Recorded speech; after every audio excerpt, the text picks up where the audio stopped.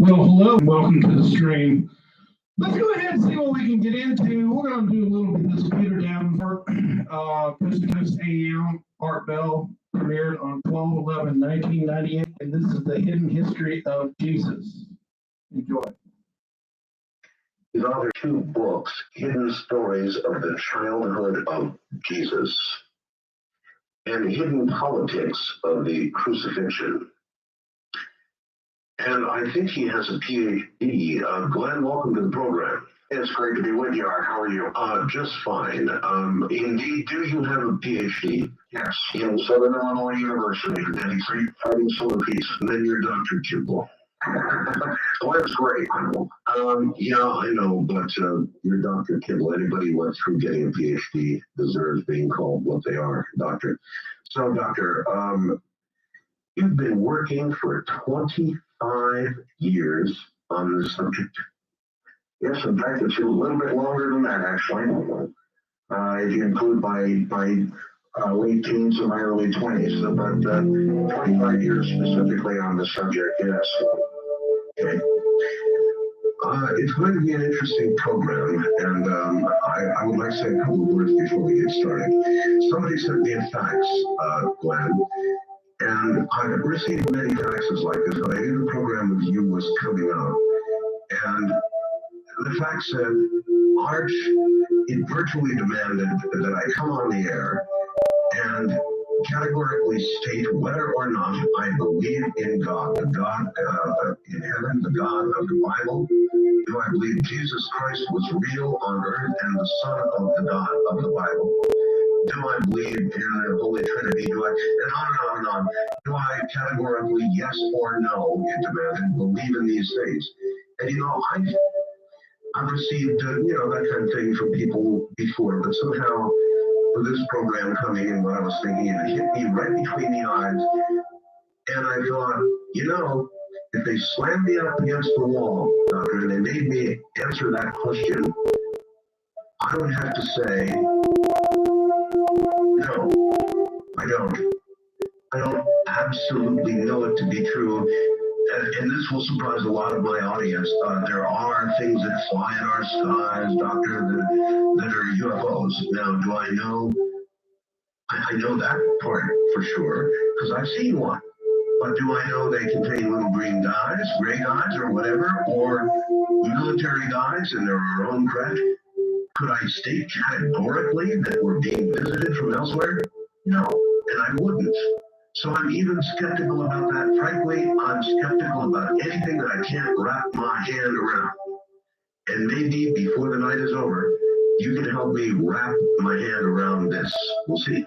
Well, I share your opinion entirely, and I can categorically state that there are some things that I can say for positive, and one of the things that I can say for absolutely certain is that there is an abundance of ancient manuscripts which speak about Jesus, his apostles, their disciples, the travels of Jesus. I'm tracking right now over 5 million manuscripts that deal with this topic. And I can say with absolute certainty that they exist. Now, what people do with that information is I send them back to their clergy and hope that their clergy can answer their doctrinal questions. I am a historian, and I will attempt to answer their historical questions. But, I've got it in front of me. This has been revealed, we've broken on my show in the last few days, something called the Majestic Documents. And there are over 200 documents in here saying that extraterrestrials landed on Earth in 1947. It describes the craft and the beings that died, and it describes everything. So I've got this manuscript in my hand. But does that mean I believe that it happened? I could categorically say that something crashed in Roswell in 1945? No, sir. No, sir. Did you see the movie Contact? I did indeed. You remember when Jodie Foster was sitting there, and they trump-carded her at the end, and they simply said, "Do you believe in the God of heaven?"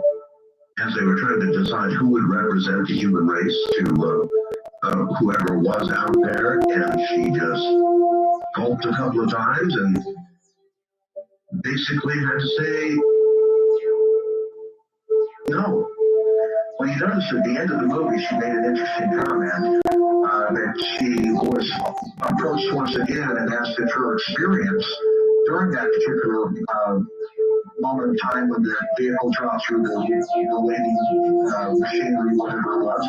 And she said, yes, I can justify absolutely that was certain that I had this 30-minute experience. Right. And I can tell the people in the world that I have lived in South America, I've lived in Mexico, I've lived in Europe, and I can tell them with abundant security and assurance that there are ancient manuscripts which speak about Jesus around the world that have been given from our view. And I have copies of them, I've tracked them, I've read the majority of them. There's no way in the world a person in their lifetime could read 5 million manuscripts. And that was the challenge for the rest of my life is to read as many of them as I can. However, they have a harmonic theme. They speak of common things, and that's what we want to talk about tonight. Is that there are some things that have been kept hidden from us for centuries that have been hidden in plain sight. For everybody that is listening to my voice, they've been hidden in plain sight, and many of them that can be found in your local library if you know where to look for them. There was, would you categorically state there was a man named Jesus who walked upon the earth? Well, you're talking. I'm going to answer two ways. Number one, my personal belief, yes. Okay. Now I'm going to speak as a historian. There is such an abundance of manuscripts that phenomenologically and rhetorically speaking, that there is an extremely high probability that not only existed, but that he did many things that we are still unaware of. Mm-hmm. Your book invites the first question, the obvious question, hidden stories of the childhood of Jesus. Hidden stories? Well, I use the word hidden because 3 times in Jesus' life, he said that in the end, before I come again, that which was hidden will ultimately be made manifest. And I use the word hidden because of the reference of Jesus 3 times in his life. Are you the one that is in the process of revealing that which has been hidden? In other words, are you, Doctor, going to be in part perhaps responsible for the return? Geez, Art, that's never been asked of me. I don't envision myself as being clergy. On the other hand, you just said that these hidden things would be revealed prior to the return, and that is what you're revealing here, right? Well, without doubt, I hope I play a small part, but I must also assure people that there is nothing that we will talk about tonight that is an original comment of mine at all. Yeah, historians have said this said everything I'm about to say privately, and not only a few, but thousands of historians have said these things behind closed doors. I had a gentleman call me tonight, for example, who had run a radio station out of the Vatican some years ago, and he knew the Borgos Espiritu number 5 as I did, and I'm amazed, Charles. You're out there listening, I'm sure. But he found the same thing I did, that people speak outside of the public about things that they don't speak in public about for various and sundry political reasons, religious reasons, and out of sheer fear of criticism. I'm sure that's precisely correct. Let's get into the meat of this a little bit. Let's talk a little bit about what most people don't know about the childhood of Jesus Christ. Very good. I mean, we've got, everybody I think has sort of the, I don't know, the general cooked normal version of what we got in Sunday school of the birth of Christ. Now to Dr. Glenn Kimball. And so, Doctor, let's do it.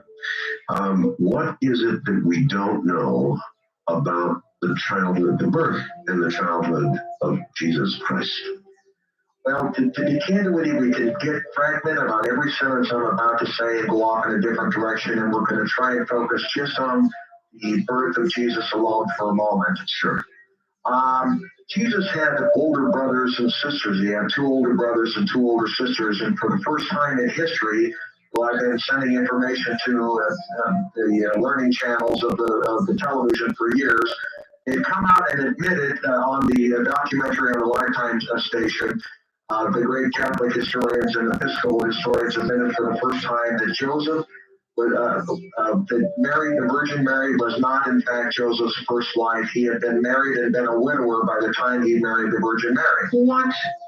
That is correct. Jesus, I'm not the first to say it. I'm not the 10,000th person to say it. But in fact, Joseph had been married and been a widower by the time of the birth of Jesus, and that he had 2 older brothers and 2 older sisters. So in order to set the scene for the birth of Jesus, we have to understand that when Joseph and Mary were headed for Bethlehem, that they were en route with James, Jesus' older stepbrother, in tow with them in this journey. You're the first person I've ever heard say this. I understand how shocking that might be. I understand how shocking every single sentence I might say might be. Gee whiz, I thought I was going to shock you, and I opened up with, sorry, I can't definitively say I believe any of this. And, you know, if I were sitting in Jodie Foster's chair, I would have been going on the ride, believe me, because I'd have had to, had I been honest, I'd have said no. And you've outdone me already, and we've just begun. Well, hang on to your seat. We're in for a night full of surprises. Okay. We must understand that there's a distance from Nazareth, or there was no such city as Nazareth at the time of Jesus' birth, but the precursor of Nazareth, the distance between Nazareth and Bethlehem was about 84 miles. Mm-hmm. And we must understand they also didn't have Cadillacs or carriages, and so the finest mode of transportation at that particular moment in time was, in fact, the finest donkey you could buy, money could buy, and Joseph and Mary were heirs to the throne of David and were very wealthy, which is another common misconception. The word carpenter translated in the Bible comes from the Greek word tech, or in other words, it filters down through our word architect. Joseph was in fact an architect, a contractor, and a surveyor, and a very, very, very wealthy man himself. And so Joseph and Mary had the finest donkey in the country and were traveling to Bethlehem while Mary was ready to deliver the baby Jesus. One might be curious to inquire how they got through the eye of the needle. Into Jerusalem?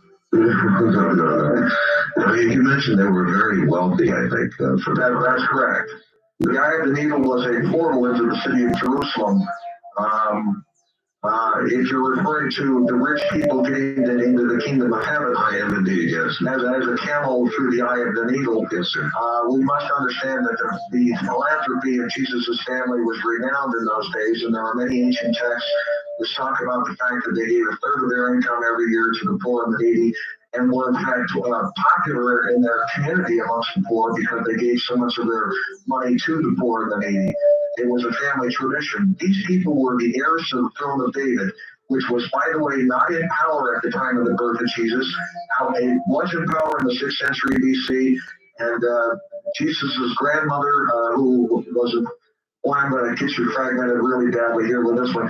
Jesus' grandmother was born in England and reverse immigrated before the birth of the Virgin Mary back to Palestine to marry a man named Joachim. So Jesus' grandfather, Joachim, was also very wealthy. And that tradition of philanthropy from the wealth of the family of Jesus extended for centuries. And we can talk about that ad infinitum. We can talk about financial records that survive to our day.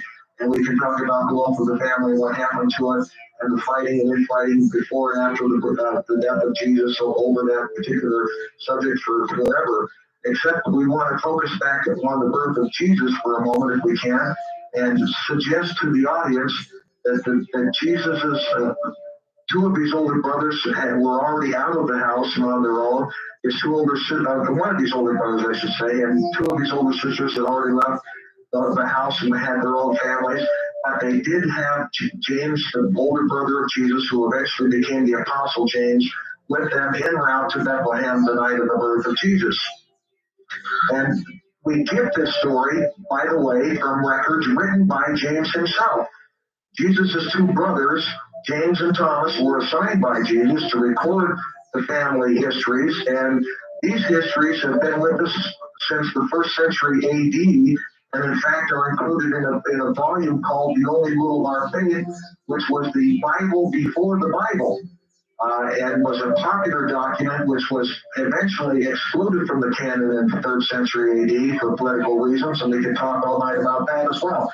But the actual birth events of the story of Jesus are more authentic, in my opinion, coming from family members than they are from historians or people who were not there. And so the quotes about what happened the night of the birth of the Savior come from the writings of James himself. And so he wrote about what happened that night and was old enough to be aware of what was happening the night of the birth of his younger brother Jesus. A great deal of what you're saying, people would say, conflicts very directly with what is in the Bible. Actually, it doesn't conflict at all if you allow the Bible, the free agency, to be not a history book, but rather a collection of doctrinal statements in the ministry of Jesus. But if we want to get down to the who are the players and what is the actual history, then I don't think it conflicts at all with that. Certainly, James was an authentic character who played a great role in the Bible. The fact that Jesus came from a very wealthy family, or at least came from the throne of David, is well known in the Bible. We forget that when the Magi came to the birth to visit the baby Jesus a month or so after his birth, that they brought with them a king's ransom of gold and frankincense and myrrh. And I emphasize the word gold. This was a king's ransom. And yet we still perpetuate the myth that the family of Jesus was poor. No question about it. And yet that gift of gold, frankincense, and myrrh would have kept 100 families wealthy at that time. Certainly, this myth that Jesus was a poor carpenter's son is conflicted in the Bible itself, and is in fact a myth. The family of Jesus came from royal blood. They had preserved their family fortunes, and in fact had augmented that family fortune. And at the time of Jesus, were very, very wealthy. And that story continues. We could go through the night and talk about the wealth of Jesus and the financial information about that. Well, we have only just begun, and you have totally blown me away. The family of Jesus was rich. Without any doubt. Without any doubt. Doctor, I really have to ask you how you know this. In other words, what specific documents can you refer to that back up this contention? Well, we actually have some financial correspondence from Jesus himself that has survived into our day, where we must understand that at the end of my book, which the first book, which is the hidden stories of the childhood of Jesus, Jesus speaks of his own father's death, and that we're referring specifically to Joseph, who was married to the Virgin Mary. That occurred when Jesus was about 14 or 15 years old. He writes about it in his own hand, and that document is in the back, translated, is in the back of my book, at the very end of the book, and I end the book there with the death of his father. But under Jewish law, a single woman with a family, the next of kin, must, under the law, take over the protectorship of the family. Now you say, who was that person who took over the protectorship of the family from the time Jesus was 15 years old? And I'm telling you that there is an extreme abundance of information that man was in fact a man named Joseph of Arimathea, who was the third wealthiest man on the planet at that moment in history. And so the reason why we do not hear more about Jesus' youth or his young manhood was the fact that he was taken under the protectorship of Joseph of Arimathea, who had the great tin and lead mines in England. He was named Nobles Decurial by Tiberius Caesar himself. And so Tiberius Caesar and Joseph of Arimathea knew each other intimately well. Cicero said it was harder to be a Roman senator than to be Nobles Decurial. And Nobles Decurial was the title that Caesar himself had given to Jesus' acting father from the age of 15 until his final ministry. And so Jesus had access to the wealth untold by the world. And he sailed on the boats of his great uncle and perpetuated much of the merchant traffic of his great uncle. And we have financial records that survive to this day to that effect. So I'm going to get back to the birth of Jesus. Oh boy! All right. Fine. Back to the birth of Jesus. I just, you were on the program listening here. I assume that you went over roughly the material I'm hearing now, or did you not? I did get a cursory survey of that material as well. And that's why the program was so popular. What kind of reaction? Popular, yes. Many heard it, many reacted. How did you if you broke down the response that you got to the program, which I assume was big, because of course this program has a very large audience. What was the reaction like? Well, I expected to be tarred and feathered, to be very honest with you, as I've really been doing this research for myself and for my own private information. I never intended to write a book. If I had intended to write a book, I would have written it 20 years ago. However, I've been compelled by my lectures that I've given around the country on this particular topic. And so, yeah, we introduced the topic very slowly. This is a humongous topic, Art. There is so much to talk about that it would take us many, many, many days to talk about it. I could speak without drinking water for 6 days and not get to the end of the topic.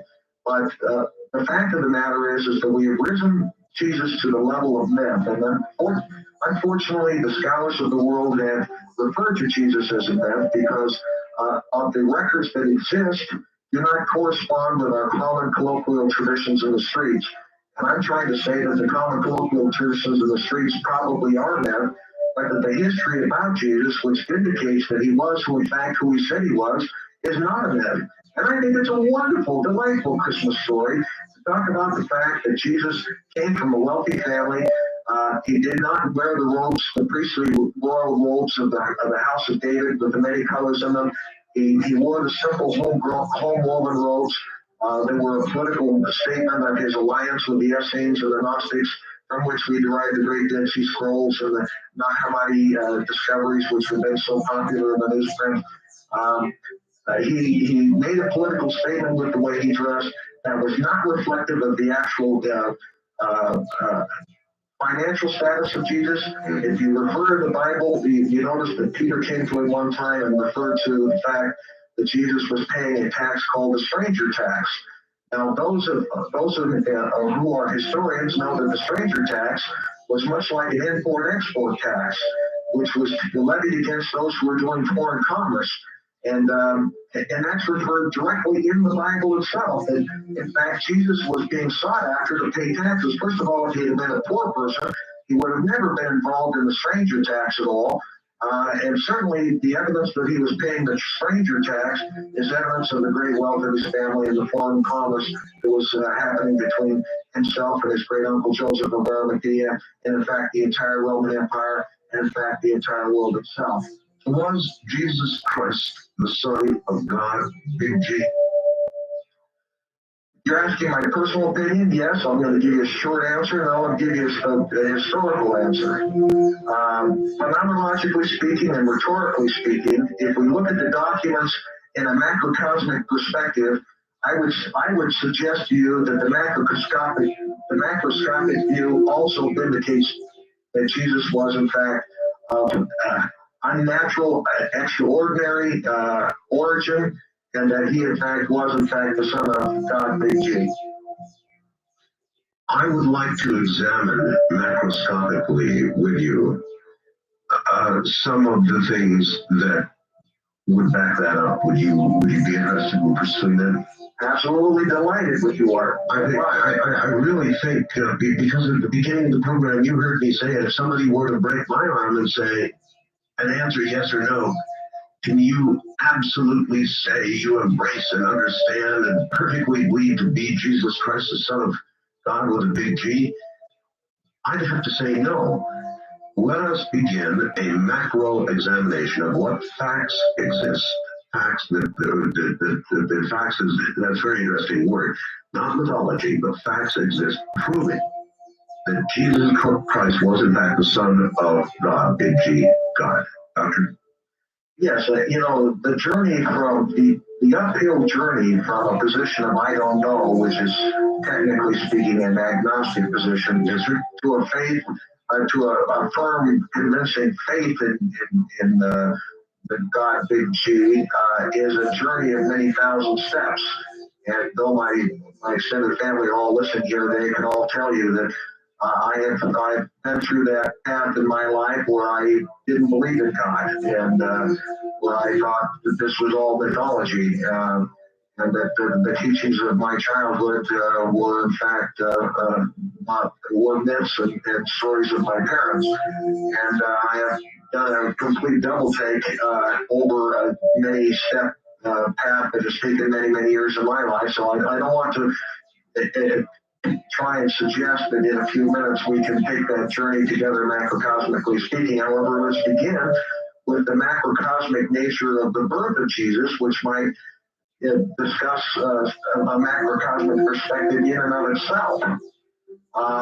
Take me down, sort down the yellow brick road as you can. Very good. At the night of the birth, first of all, the brothers of Jesus wrote more books, were more prolific in their authorship than all the rest of the apostles combined. That they are not reflected in the canon of the Bible for political reasons we'll discuss a little bit later on. But the brothers of Jesus play prominently in the scenario of the birth of Jesus as well.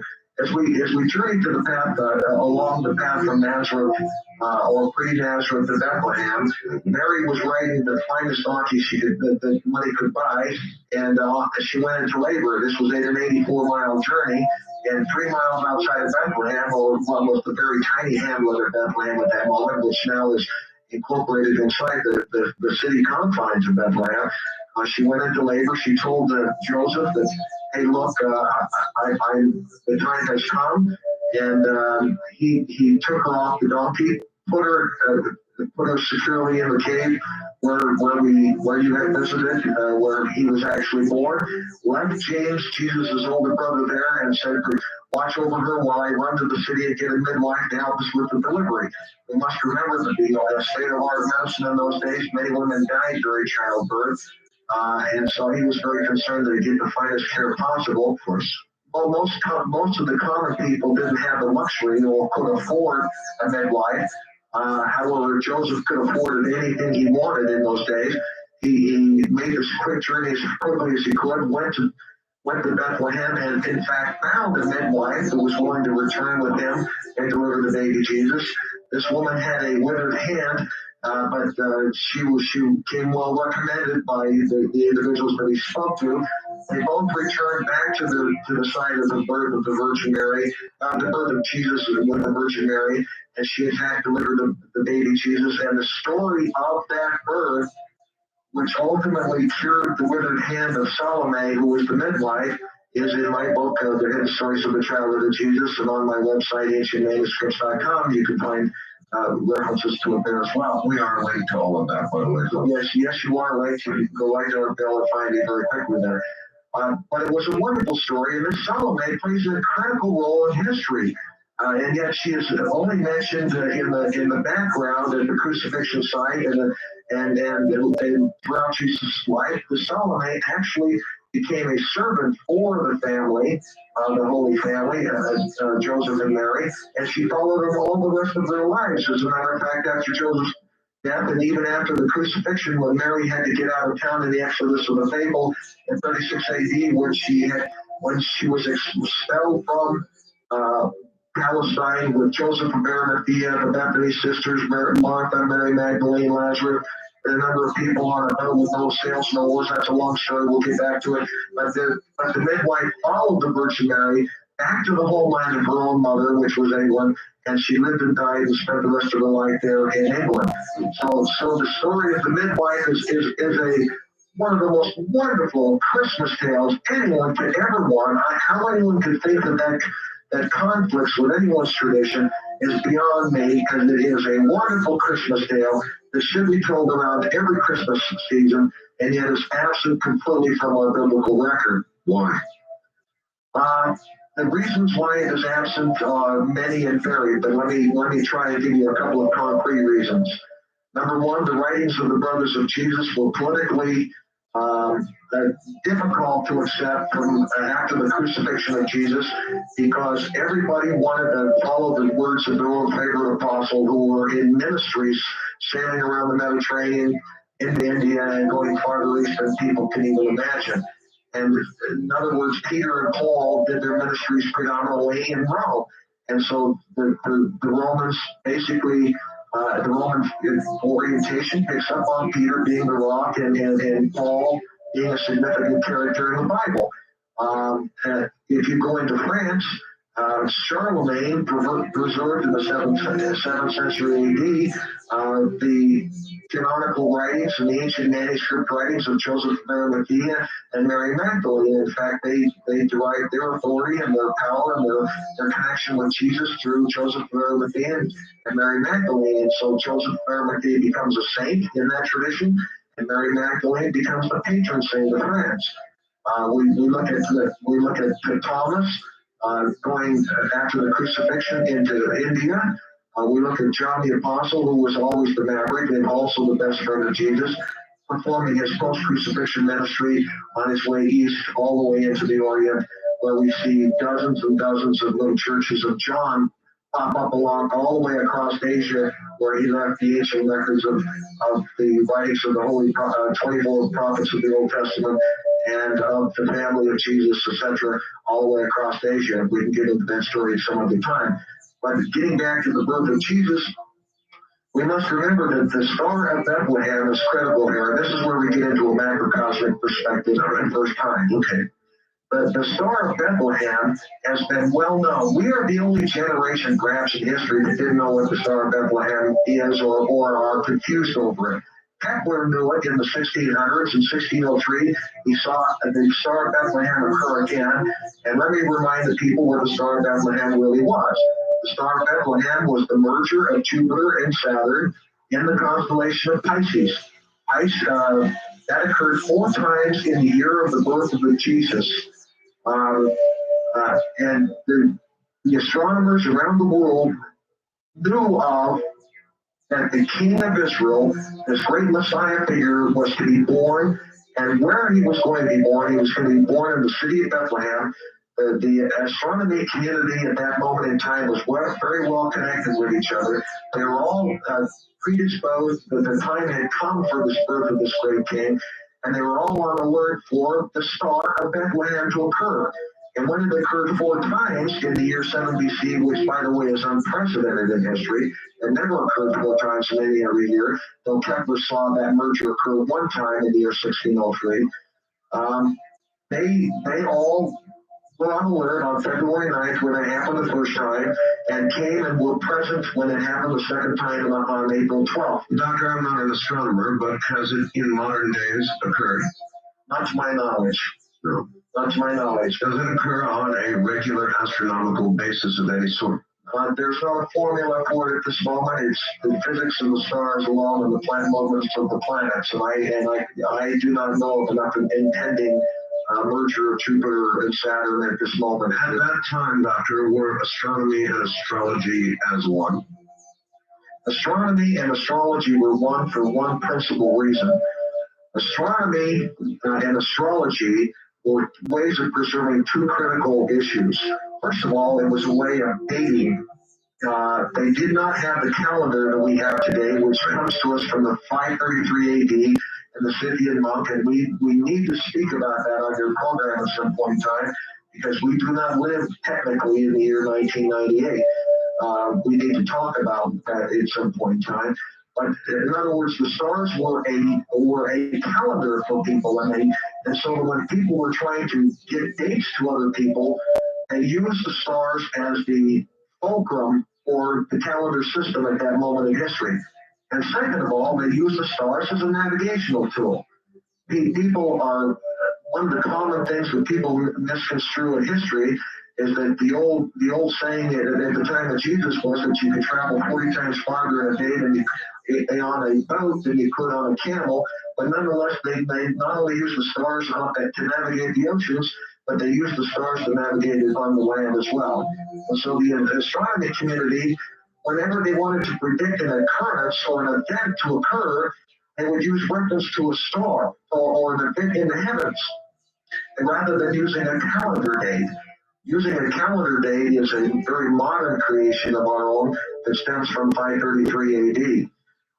But in those days, it was a very pragmatic science, astronomy and astrology, because it helped them and assist them in the dating process. Well, Doctor, I was recently in Rome at the Vatican.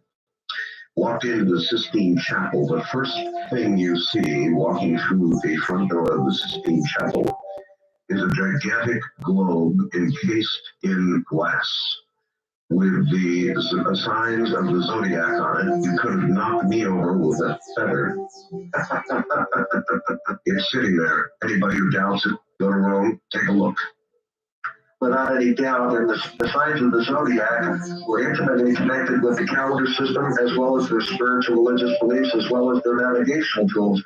And so the astronomy and astrology were the science of that day, and it's no mystery why the Egyptian pyramids, and in fact the temples that were built under Herod and Solomon and et cetera, were aligned with the stars, because it was a way of not only preserving history, but it was associated with the actual dating process when things were built.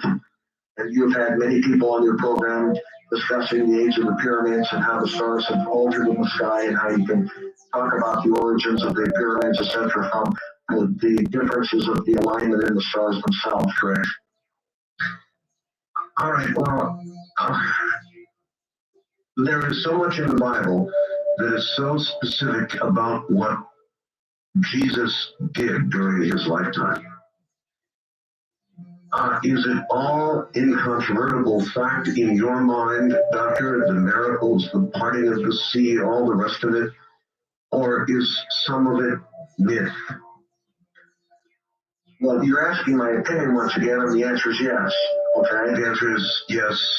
Yes, it is. It is incontrovertible in my mind. And let me suggest why. We speak once again of a macrocosmic perspective. Yes. The Bible only records the miracles toward the end of his ministry. Many unthinking and naive scholars have suggested that those are the only miracles that Jesus performed.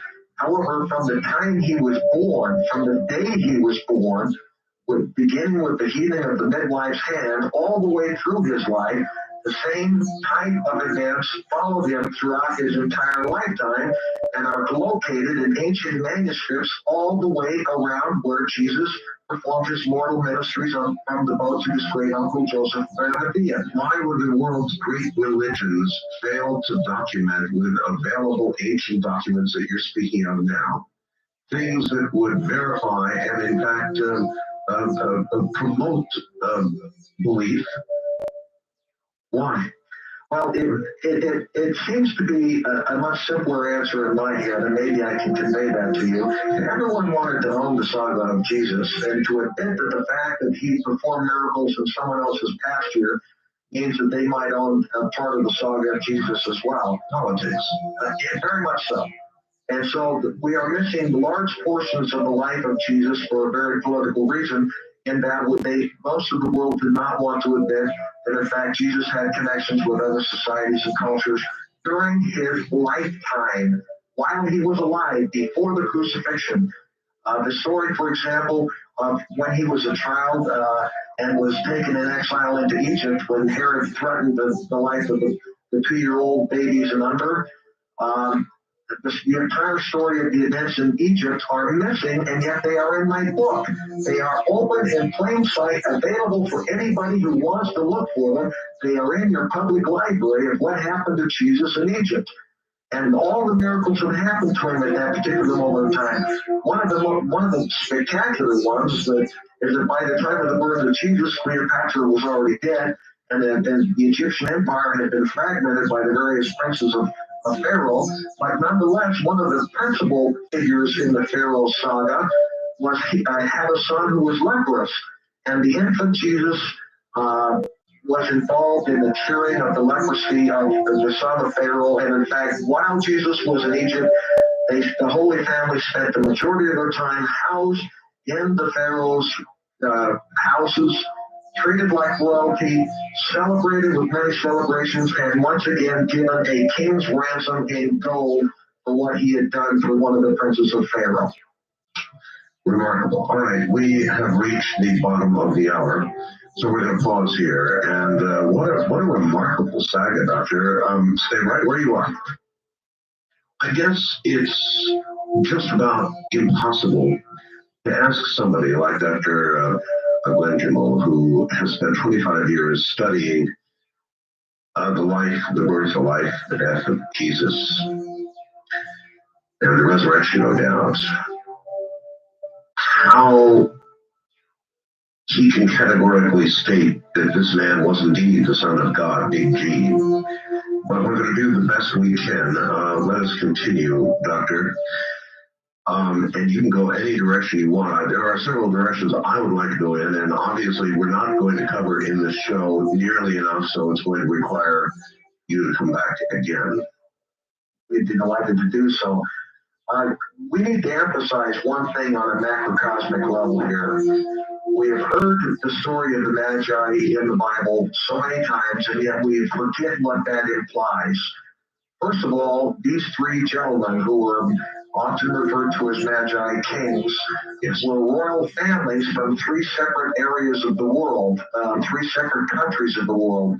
One of them was from Arabia, one was from Persia, and one, in fact, was from India.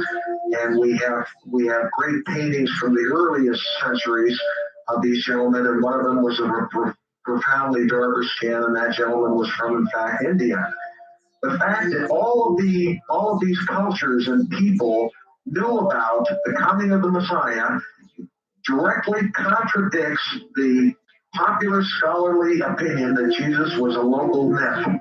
Jesus was anything but a local myth. He was a macrocosmic entity, the most important character perhaps that ever lived, but certainly the most important character in that era of time, 1,000 years on each side.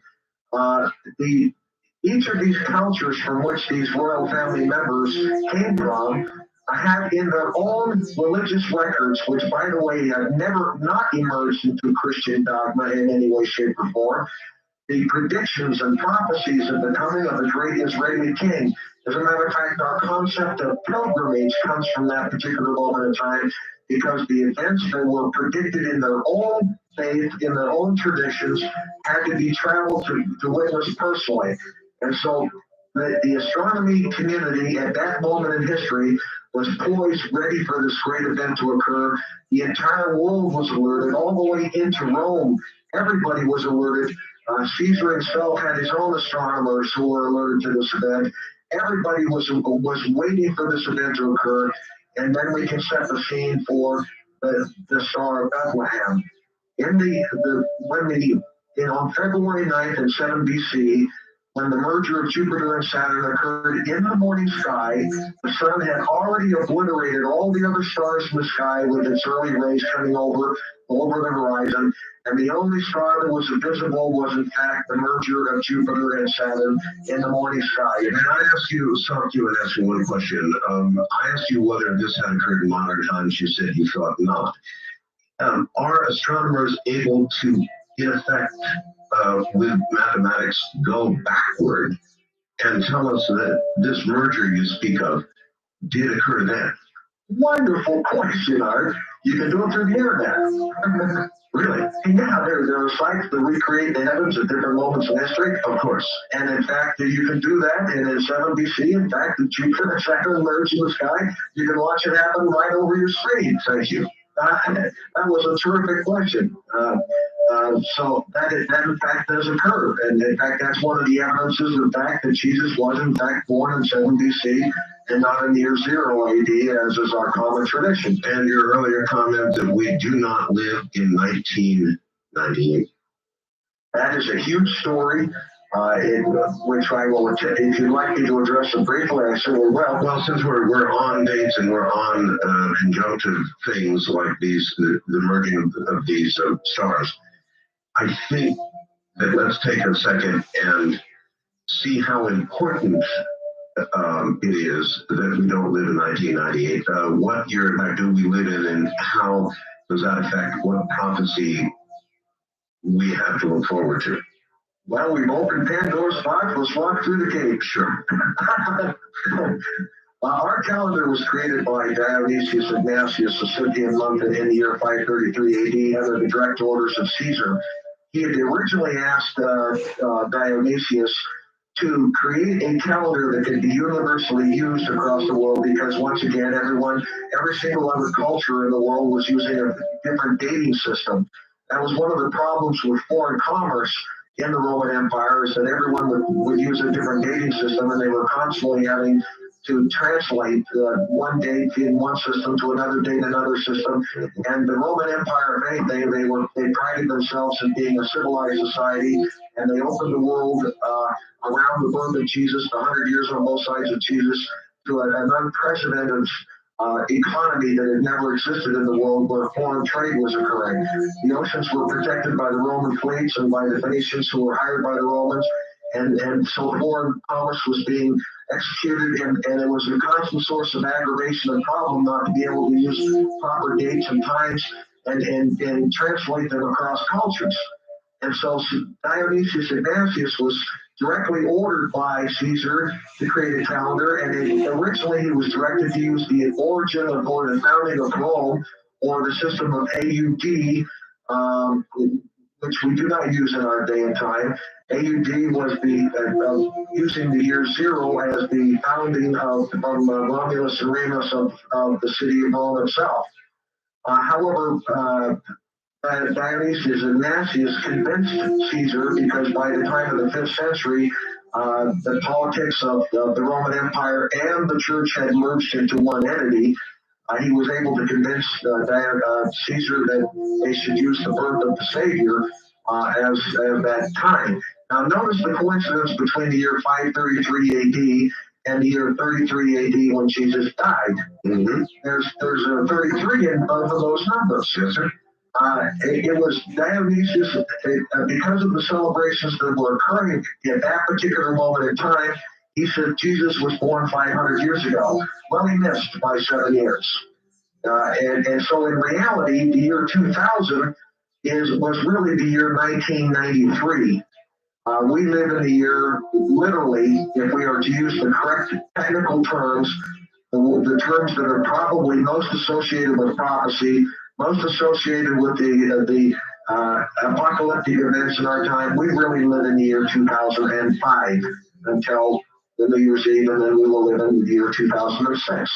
So many of the calendars that refer to the apocalyptic events occurring in the year 2008 and 2012, and because I sat with the heirs of the Inca throne myself and spoken to them about their calendar systems. They are, and the Jewish calendars and the ancient Jewish calendars and the Druid calendars and all those calendars which predict an apocalyptic era probably refer to the original calendar date, and we are probably closer to those events than we thought we were. Well, that's where I was going. In other words, we may be in for some big surprises somewhat sooner than a lot of people imagined. I would suspect that that's true. One of the biggest surprises that most people will have is how in the world did the Inca throne use the calendar of the Eastern calendar system, and that is another huge story for another night, because obviously there was a great connection between Peru, especially in the 5th century BC, with the great Irish king Othar, as he settled Peru looking for gold, which was the monetary medium of exchange. These great European kings were always on the lookout for where they could pick up gold cheap in the streams and rivers, and Peru was one of those great places. And they brought with them the calendar system and the connection between Peru and Brazil and Mexico and all kinds of places in this hemisphere. They even brought the calendar system from Dionysius Ignatius with them as well. But Dionysius Ignatius missed the calendar system by 7 years. We have to understand too, I had to almost celebrate the other night when I saw this. I referred earlier to the program on the Lifetime channel chronicling the portrait of the Virgin Mary. It was the first time in history I've ever seen on television where they admitted that King Herod had died in 4 BC. This is the Herod that had looked for the baby Jesus to kill him, and killed all the babies 2 years old about it. This was the first time in history they've come on television and said Herod in fact died the night of the lunar eclipse in 4 BC. And so obviously Jesus had to have been born before that time. A precise fixing, yes. A precise fixing. Now the year 33 AD when Jesus died is much easier because of all the significant events around the crucifixion and the interaction between the Rome and Palestine and the reign of Pontius Pilate, etc. Those are easy dates to fix. The birth of Jesus was the one that was still ambiguous in our day. Now that has been concretely fixed by the emergence of the Star of Bethlehem. They can be created through computer regenerations in the heavens, and that occurred in 7 BC.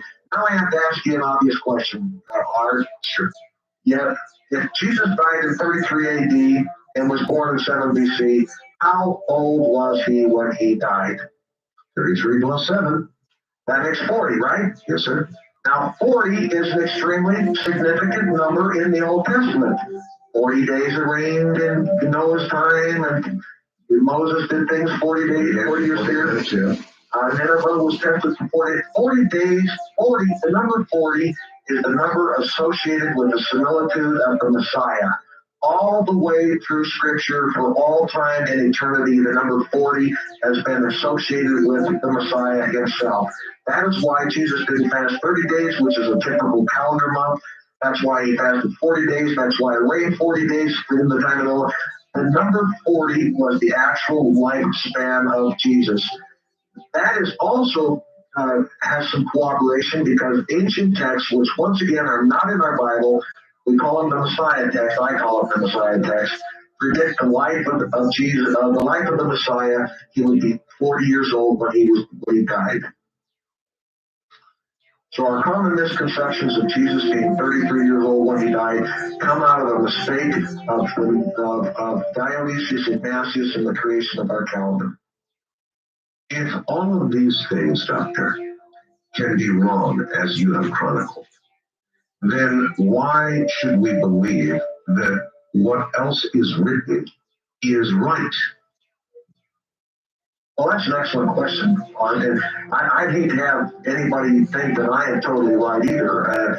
History is full of flaws, and my life is flawed. And I think you would admit that you have made some mistakes in your life. Big time. And I don't think we should hold structured religion to the same to any more strict judgment than we do ourselves. Well, is this, though, not promulgated by those who take every single word in the Bible literally?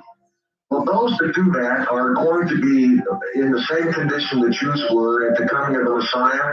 They will miss the second coming because they will have themselves detailed out in outer space where there is plenty of men oriented there. And I don't mean to mean that derogatory or to in any way injure anybody's belief systems or offend anyone. I hope everybody goes home from this show with a renewed feeling of faith. If anything else, I have it always does for me, and I hope that they feel it as well. This is not threatening. This is just the rest of the story. And Art, you provided that forum for the world, and it really has taken off with the interviews that we've done with you.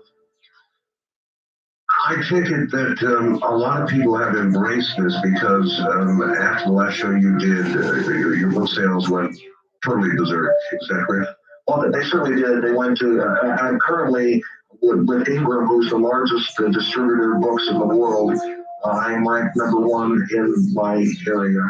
It is now a bestseller. I never thought I'd write a bestseller in my day. Congratulations. Well, I thank you very much, and the credit goes to you, Art, and to your educated audience. You've often said that on the air. I've been a great fan for many years, and you are absolutely correct. And earlier in the program, I suggested to you that I thought I might be tongue feathered after the first program. In reality, the response has been just the opposite. There have been people who have called me. I had the story of a gentleman in New Mexico where he and his wife lived 30 miles outside of town, and he had been a professional musician and she had been a professional dancer. And they are now elderly in their late 70s. They were lamenting the fact that they didn't believe in any afterlife. They were lamenting the fact that their life together was over. And he called me on the phone and played me an original piece for me, and his wife, who I could not see her, they danced for me. And I could not think of a greater Christmas present any man could ever have in his life than that humble gentleman, who, by the way, has sent me some books chronicling the life of Jesus as a musician.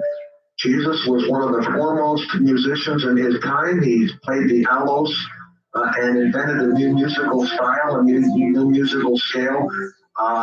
Jesus could have been a number of very famous things, and not the least of which would have been a great musician in his time. Doctor, when we return, might we speak a bit about creation? If you'd like. I would like. All right, stay right there. My guest is Dr. Glenn Kimball. I'm Art Bell, and you are listening to Coast AM and actually beyond. We'll be right back. All right, back we go. Dr. Kimball, welcome back. Glad to have you back. The Bible is rather specific about the process of creation. That's how it all begins or began, or however you want to look at it, begetting and begotten. There was nothing, and then there was something, and our world was created. The process of creation by this God, the big G God, the son of which we have been discussing. Do you believe creation as described in Genesis, Doctor? Well, the Bible itself was never intended to be a scientific textbook, especially the earliest manuscripts that are known to man. No, but if it is accurate, then there should be ways of scientifically verifying it, as you did with the Star of Bethlehem. Well, I'm about to get to that, but there are a lot of different schools around the country that offer classes even now in the merger of creationism versus evolution. There's one that here locally near me that offers a class in the resolution of that particular idea. But getting back to the if you notice the creation story as it appears in Genesis, if you were to allegorically or macroscopically look at the creation story, it would appear to be a layman's version of an evolutionary type process in my mind. We can go back to the monkey trials decades ago. And, I don't want to retry scopes here, for sure. Yeah, but there's a great tendency on the part of people to hold up the Bible and suggest that it is the only history in existence, and that it is the only word that all truth is contained within the Bible. And my suggestion is that the Bible contains a lot of things that should lead us to truth, but in fact does not contain the details. We know, for example, that the life of Jesus was more than his mere birth in a vineyard at 12 and then jumps to the end of his life. And yet that's what we commonly suggest in the Bible, is that his ministry began later in his life, and he did nothing in those in-between years. And in fact, that's the focus of the Bible, is the life and times of Jesus, and yet his whole biography is missing. So if that's missing, then certainly pieces of the creation story are missing as well. And in fact, I'm getting to the point here that there are additional documents which speak about creation, ancient manuscripts, which get into much larger detail and suggest that the Earth, in fact, is the 4.5 billion years old that we claim it to be in the scientific world. And that our mortal existence, in terms of our relationship with our own ancestors in written history, perhaps is a much briefer time, but the creation itself was a very, very long process to include 4.5 billion years old. I have to laugh a couple of times because I noticed a few years ago that in Harvard, they came out with the fact that the age of the Earth was 4.5 billion years old, but that the age of the Sun itself was 4 billion years old. And I keep thinking to myself, well, that doesn't make sense, because then that makes the Earth older than the Sun. And if that's the truth, then perhaps this Earth itself, if in fact they are right, that implies that the Earth itself perhaps was taken from some other place in God's creation and placed here for a specific purpose. Um, um, and the creation of the earth itself is a much more complicated process than we might have heretofore thought of. Well, Doctor, I personally have never had a problem with the concept of a sort of a soup, biological soup washing about in the oceans and a bolt of lightning striking in a very fortuitous way. And the beginning of life, which eventually crawled from the sea, and I've never really had a problem with imagining a creative hand involved in that process. Is that basically where you are? Well, I think so too. And if you look at many of the broad spectrum of ancient manuscripts, it says that life, that God is the father of life itself. And if we look at the DNA of a rabbit, and I hate to be irreverent here, it's not terribly unlike. In fact, it's closer to our own DNA than we might, numerically speaking, than we might think. Or like it, yes. We're very, very similar. In fact, the DNA of wheat or plant life is not unlike that of humans. The basic structure, the basic elements, the basic formation, and many of the same gene patterns are located on the stalk or on the double helix of the DNA of a wheat as there are in human beings. And that suggests a common origin. It's a phenomenological or rhetorical piece of evidence that in fact, that if DNA is in fact inside plant and animal life together, then in fact they came from a common DNA origin. And if that's the truth, then perhaps God the Father is in fact the father or author of life himself on this planet in a field swoop. He is not unlike the father of humans any more than he's unlike the father of plant life, etc. So I think if I like to bring in the analogy of Einstein for a moment. He often spoke in his lifetime, and I eat dinner all the time with a gentleman, a great Jewish gentleman who ate dinner with Einstein frequently. We exchange Einstein stories back and forth. I learned a great deal about it. But he suggested in his lifetime that there would ultimately come a day when there's a unified theory of quantum mechanics. And I'm trying to suggest to the world that there's also probably going to occur, in fact, prophetically going to occur, a unified theory of faith or religion or common origins. We have fragmented and gone into a geometrically complex entity where we all want to protect our turf in terms of religion. But in fact, prophetically, there is a day coming when that will come back into a simplified theory where we'll all where faith will be unified at some point in time, in fact, prophetically during those 1,000 years of peace after the apocalypse. So, Dr. We're talking about genetics, so I have a question for you here. You're well aware, I'm sure, of the Shroud of Turin. Right. The possibility that some blood might even be recovered from the Shroud of Turin. So hypothetically, if we were to recover blood from the Shroud of Turin and we were to be able to decipher, as we are now, the human genome, the DNA of Christ, just work with me on this, would you expect to find a subtle but perhaps important difference in the DNA of Christ? I don't think so. I think we've, first of all, I read extensively about the Shroud of Turin, and I'm not entirely certain it's genuine at all. It appears to me to be 11th century creation and in fact a painting. But, the Shroud of Turin brings up an entire new genre of ideas that where are the artifacts from original Christianity? That is a real entity out there where, for example, John Lennon of the Beatles had his lifetime looking for the spirit that lands beside of Jesus at the time of the crucifixion. Not unlike the Holy Grail search of the 12th century for the European kings returning to the Muslim territory to retrieve the Holy Grail. The spirit that lands beside of Jesus is reported to have many of those same qualities, and in fact, that search has narrowed considerably, and we have a very good idea where that might be.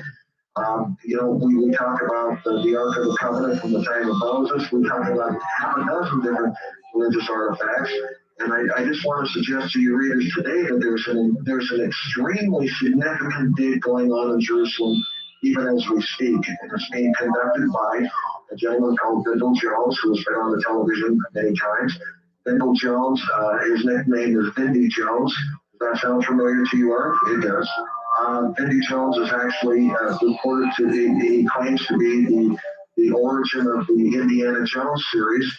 He is at the site right now in Jerusalem where he claims the vault of the ruins of the Temple of Herod is located, where they took the artifacts from the Temple of Herod that was destroyed in 70 AD by the Romans, and where those artifacts will be uncovered at some point in time. In fact, he was back in this country because the Jewish government had requested of him a $60,000 tax in order to be able to continue his dig, which in my opinion was probably an obvious bribe.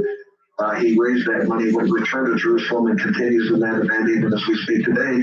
And I suspect that at one point in time we'll find that is the discovery that will hit the front pages of the newspaper. Well, let us discuss miracles, Doctor. There are modern day miracles that are totally inexplicable. There are people with cancers and other absolutely fatal diagnosed diseases that suddenly, for no discernible reason, simply go away. And that has to be described and is described by doctors who shake their heads as nothing short of a miracle. Now, when we finally completely unravel the human genome, I wouldn't be surprised to find some subtle difference in the genetic structure of those who experience such miracles. And that's the reason I asked you that question. Well, it's entirely possible that the process left its footprints in the genome. There you are. And I would suspect that we will be able to read that pathway in some not too distant future.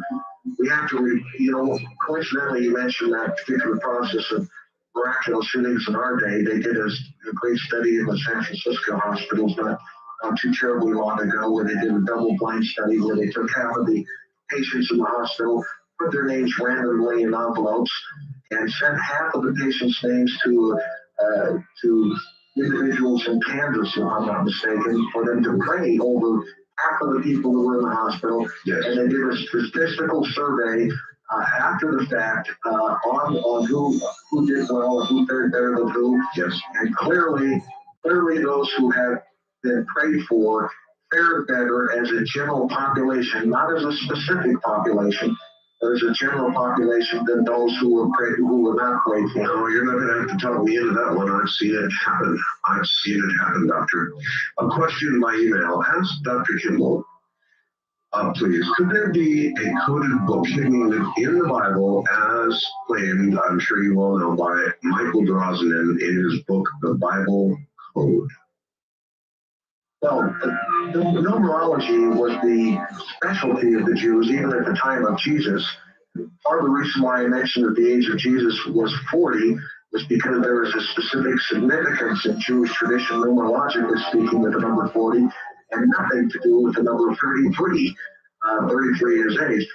There are codes in the Bible, and I think it's Psalms 46, or it's either from Psalms 46 or 42, where Shakespeare, who assisted King James in the translation of our Bible today, or one of the Bibles today, leaves his fingerprints in the Bible, where if you count 46 words, or if it's in the case of 42, 46 words in from the front and 46 words in from the back, you get the word Shakespeare. So there are little codes left in the Bible from a number of different perspectives, not only in terms of Judeo-numerology, but other people have left their footprints in the translations of the Bible as well. Though I am not a numerologist myself, I'm a historian. Numerology was a way of transmitting information back and forth, and certainly there are codes within codes within codes inside the Bible itself today. Why would you imagine that would be so? Historically speaking, I think the numbers were holy to the ancient world prior to Jesus. We see in the Great Pyramids how many terms of physics and how many terms of astronomy are encoded in the actual architecture of ancient Egypt and in fact in Palestine. And in fact in the Americas for that matter, and in Africa where Jesus sailed around in Africa on his boats of his great uncle to visit India during his lifetime. We have great books on his visit there, and he's quoted in the Mishnah Purana, the Rishki Gospel, the books of the Hindus, and during his moral ministry, and did in fact visit India. But the numerology was terribly significant to these people. In fact, the Pythagoras theorem was a religious theorem for many years, and so those who could perform the math were in fact considered holy wise men, much like the Magi who came to visit the birth of Jesus. These people were considered magicians, were considered holy, were considered prophets. Would it then be reasonable to conclude that all of this would be there for us to decode and understand at the time that we were meant to, when we had matured to the point where we could realize what was written between the lines, so to speak? I think that's definitely true, but I would add an even more important comment that there are hidden books that we haven't even looked at yet that are even more important than the hidden codes inside the Bible itself. The fact that the Bible comes to us from the 3rd century AD and the Nicene Council, we forget how many books were on the table at the time of the Nicene Council when the great folk occurred to give us the Bible. That story is a huge story. The number of books that were available for the Nicene Council at that time dwarfed the size of the Bible by many, many, many, many, many times. We know that, and that's not new news, because the Old Testament, where do we get the Old Testament? We get the Old Testament from 73 BC, when there was a delegation of 7 priests from each of the tribe of Israel who had to exit Palestine and go to Egypt, to the great library of Alexandria, Egypt, where in fact there were 760,000 scrolls, and they selected a few that became our Old Testament. They could not get them in Palestine because by the time of the birth of Jesus and 100 years before that, the Jews had already outlawed everything but the Torah from in the entire country. You could not have other kinds of ancient writings in the country. They held up their own version of the Bible and saying, this is it, and there isn't any more.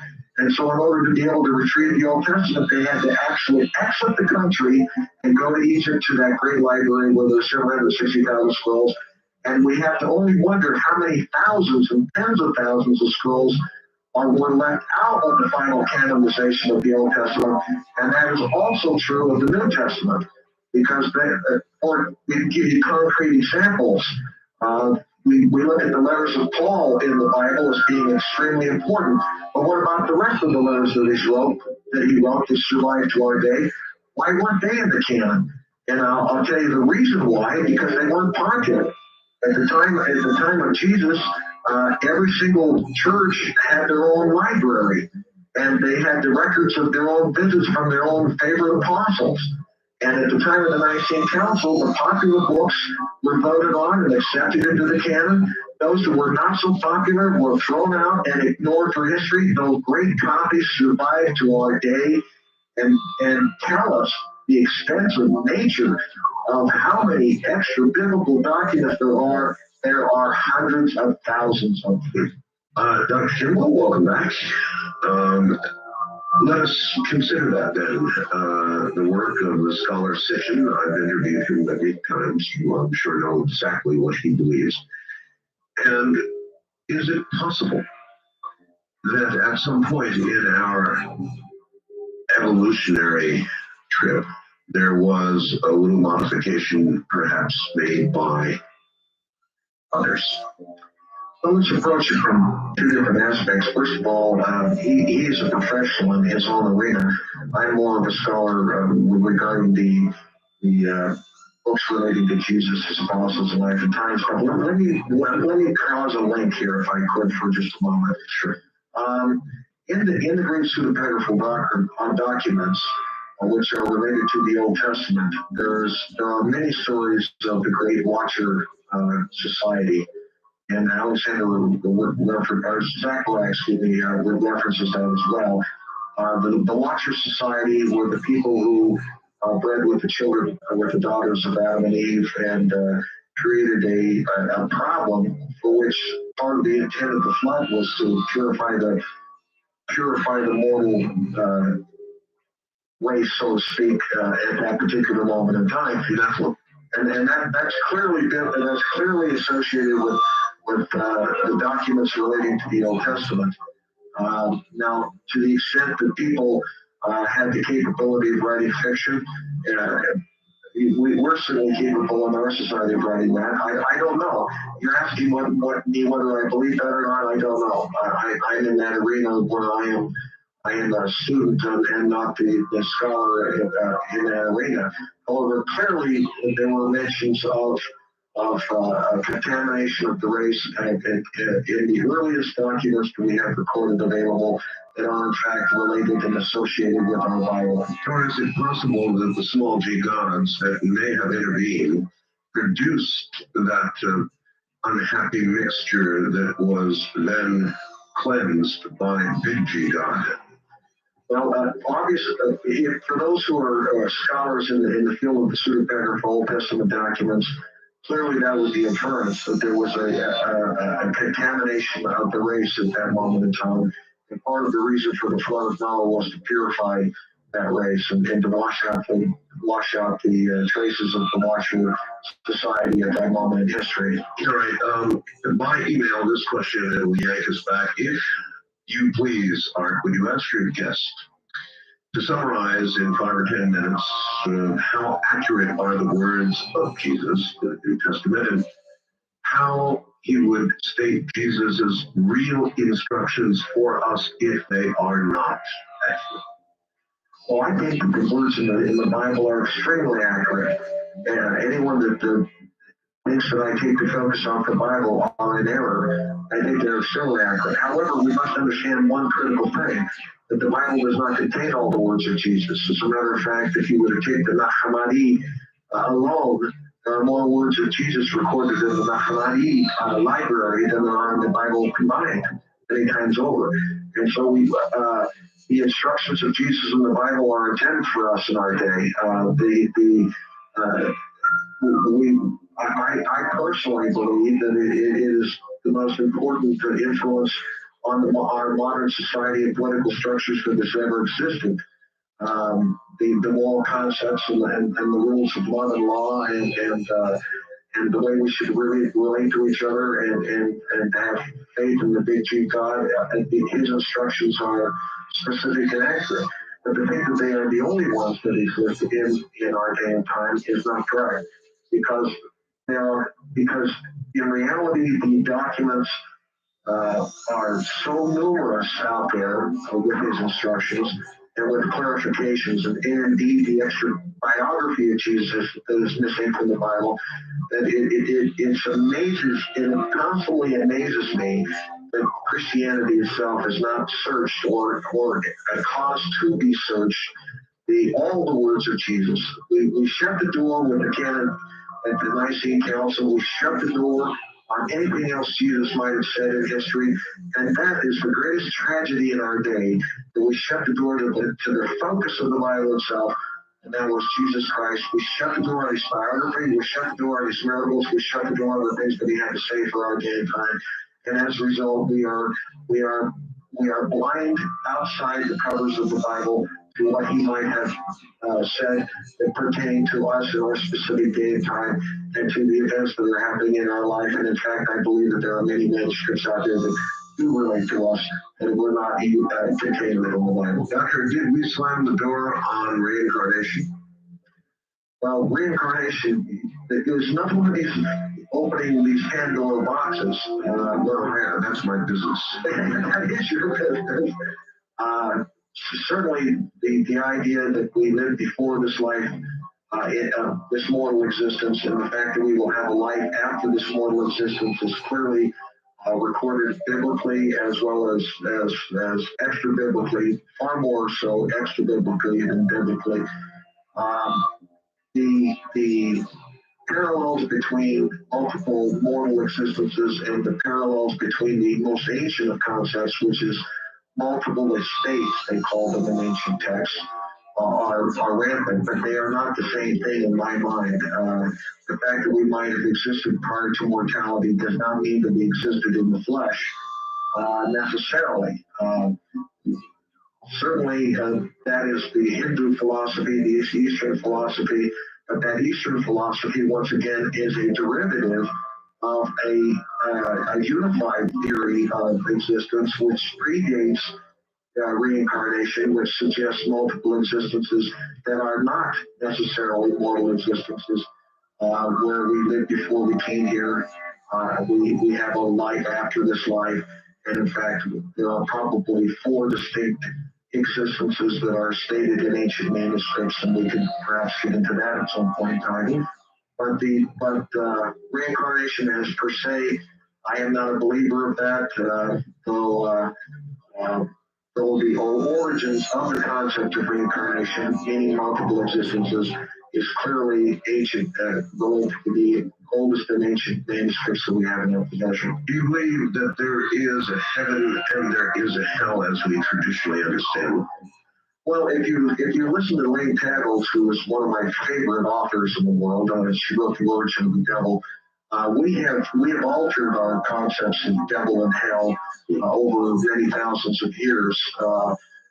We've risen the concept of hell as a weapon in modern Christianity and won it over the followings of the various and sundry religious structures, when in reality it was not as much a fearful tactic for the ancients. They didn't stand up and say you're going to go to hell if you don't behave yourself. Clearly the inference in the oldest of manuscripts was the fact that you will not have received the reward you might have received if you behaved yourself. Elaine Pagel suggests that the origin of the devil is a contemporary origin rather than an ancient origin, and I would conclude that she's correct in that. In terms of our modern concepts of the devil. Fascinating. Somebody writes to me, we just had a 4.5 magnitude earthquake right in my area. Asks if I felt it. No, I did not. Nor can I confirm that it occurred. But as you spoke earlier of 1998 not being the real year we're living in, and we assume that we're living in the year you suggested we are living in, what do we have to look forward to in terms of biblical prophecy and how soon will it begin to occur? What are the timelines? What a wonderful question. And I take this from a very off-the-wall perspective.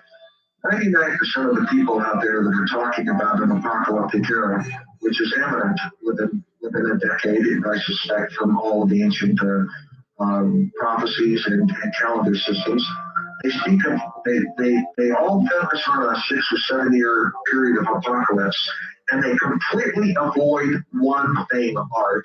They completely avoid a discussion of the 1,000 years of prophecy post-apocalyptic era. They do not speak of anything about that time. They do not tell you anything that's going to happen at that moment in history. And yet that's 1,000 years compared to 6 years of apocalyptic disaster. And I think that's the greatest tragedy in the world, is that we once again like to throw fear tactics around at each other and say, hey, we're going to have 6 years of apocalyptic era and destruction of catastrophes. And no one talks about the great hope, the great millennial era of peace, the legacy that we will leave our children, which is an era of time when there will be no more bloodshed, where there will be no more wars between peoples, where in fact there will be a common political structure which will have mercy and will have total peace for 1,000 years. The world has never experienced 1,000 years of peace. We haven't experienced 1 year of peace. That's right. That's right. That's absolutely correct. And so people who talk to me always want to ask me about the apocalyptic era when it's coming, almost out of fear for these events. Frankly, if they come, I want to get on a roof and with a cold drink and watch it happen, you know. I'm looking forward to the legacy of this 1,000 years of peace that is clearly a prophecy, and the events that occurred during those 1,000 years, which are a prophecy, as a legacy for my children, a hope for a better tomorrow that we have never had on this earth. And it is the most inspiring message at Christmas this year that I can ever give anybody is that there is a legacy for our children and our grandchildren and our progeny forever, that there's 1,000 years, and when the political movement, there will be no more bloodshed and no more wars, and there will be a great work to be done in that 1,000 years prior to a